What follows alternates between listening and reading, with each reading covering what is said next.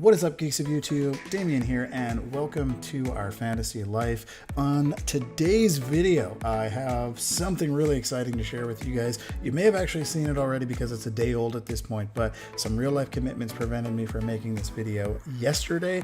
But Game Informer has shared the X-Men trailer for Marvel Ultimate Alliance 3. So it's a 1-minute trailer, but there is a ton of content here because it goes by really fast. So the way I'm going to do this video is I think I'm going to link to the full trailer in the description below. So if you want to watch the full thing uninterrupted, you can click that link and that will take you to Game Informer's website or IGN's website. I think IGN is where they shared it. So wherever it's at, you can watch the full trailer there. But for this video, I think we're going to kind of break the trailer up, go bit by bit, and there's a lot of things I want to call out and a lot of things I want to highlight as part of this video. So let's waste no time. Let's get started. It's a short video, but there's a ton of stuff to talk about. So let's watch here.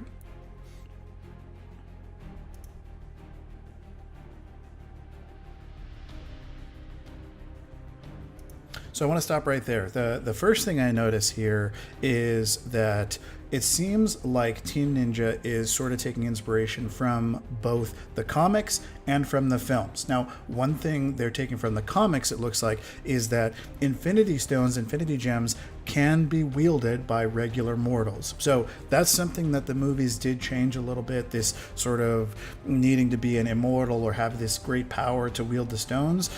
In the comics, almost anybody can wield one as long as they have like great willpower or something like that. But I think they've even gotten away from that. I think anybody can. Drax had one for a while. So seems like Team Ninja is getting away from that requirement from the films. The other thing I want to highlight here is what's on the screen right now, and that is Dormammu. Dormammu, and it looks like in the background there, the Dark Dimension. So it looks like we go to the Dark Dimension. My guess is that Dormammu is not a playable character, but that he is an oversized boss, which we're going to talk a little bit more about later. Looks like here. Now, I haven't seen anywhere, and maybe somebody in the comments can let me know, but I haven't seen anywhere that they have specifically said each stone color corresponds to the Marvel Cinematic Universe colors. So that's kind of interesting. I'm just going to go based off of that assumption. So it looks like this is the Reality Stone. It looks like Ultron has the Mind Stone.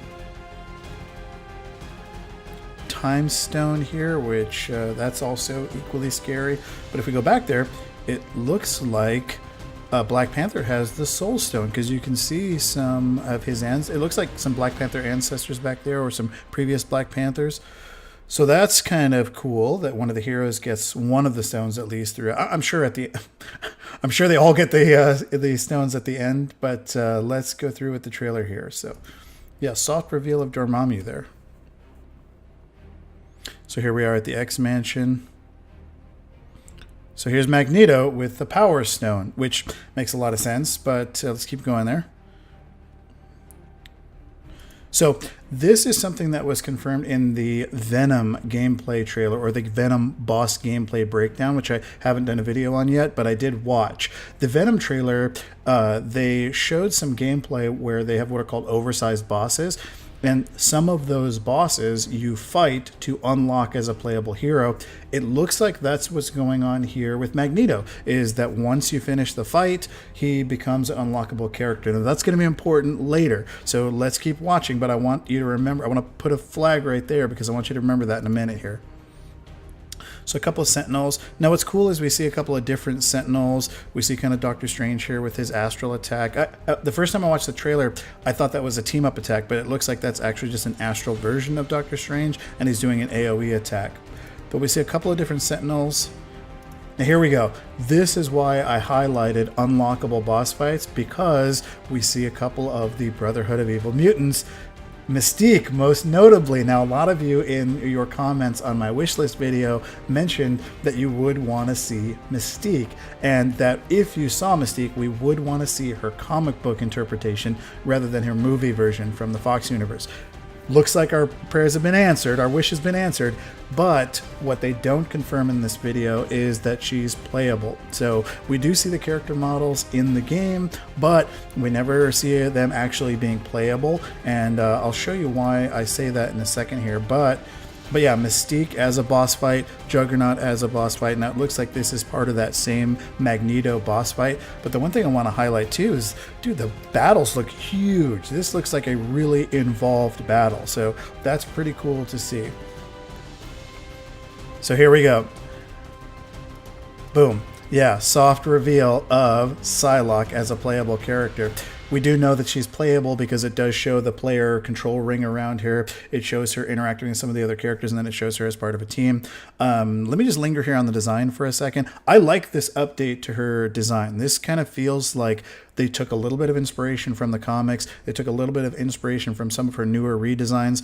Now, one thing I do like is that they gave her a physical weapon, because there has been some controversy. They never really confirmed whether people can see her psionic weapons or not. They've kind of hinted at it here and there. I know some writers have tried to tackle it, but I like that they just kind of threw that out the window, gave her a physical weapon, and then sort of went with the psionic effect around it, which we'll see more of in a second here. Yeah, really cool look there. So here's Juggernaut. I like this. So this does kind of show that there's a little bit more to the gameplay than just beat 'em up, smash 'em boss fights, which are fun. I like those.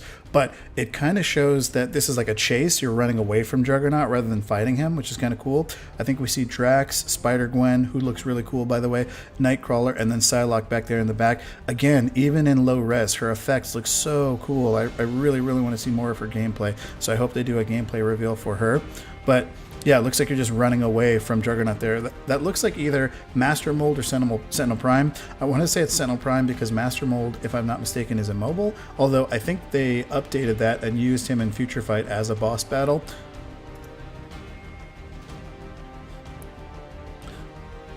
Yeah, she looks really cool. That looks like her ultimate ability, possibly. Super cool. So that looks like Proxima Midnight. That's another thing I want to highlight real quick. The voice acting in this game sounds so good. It's very well done. Now, we've only gotten little snippets, but like, for example, Wolverine's voice, Magneto's voice, they all sound so good. And they all sound like they sound like their characters should sound.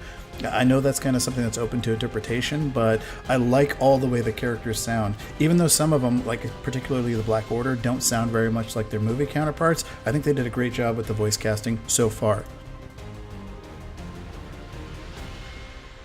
So a cool little group shot there with Iron Man in the back right. We got Deadpool in there, Beast, Scarlet Witch, Psylocke. I like that they included Rocket. That's another. I think I may have mentioned this in another video, but I love that Rocket is his movie counterpart rather than the kind of more British-inspired version that they used in Marvel Heroes. I like that version of the character. Nothing wrong with the original one, but I just like this version a little better. I love Psylocke's character design here. She just looks so awesome. She looks like a ninja. And she does look kind of like Marvel vs. Capcom-ized, but she does look really cool. I like that outfit. I like that they included the sash. And I like that she looks kind of strong. Like, she looks like she could actually kick someone's butt rather than like the hyper-thin versions that some artists render her as. I like that.